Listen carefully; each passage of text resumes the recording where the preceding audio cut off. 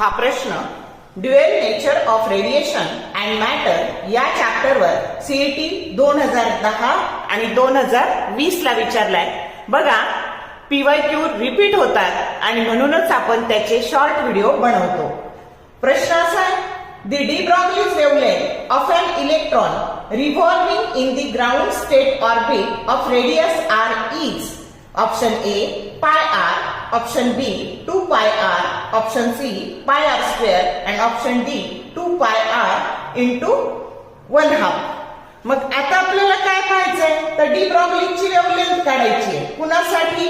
इलेक्ट्रॉनसाठी, जो कुठं रिव्हॉल्व होतो, ग्राउंड स्टेटला रिव्हॉल्व होतो.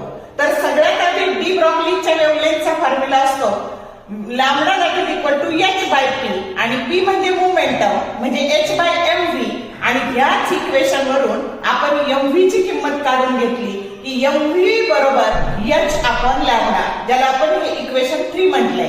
आणि आता according to Bohr's second postulate, angular momentum that is equal to integral multiple of h upon 2 pi.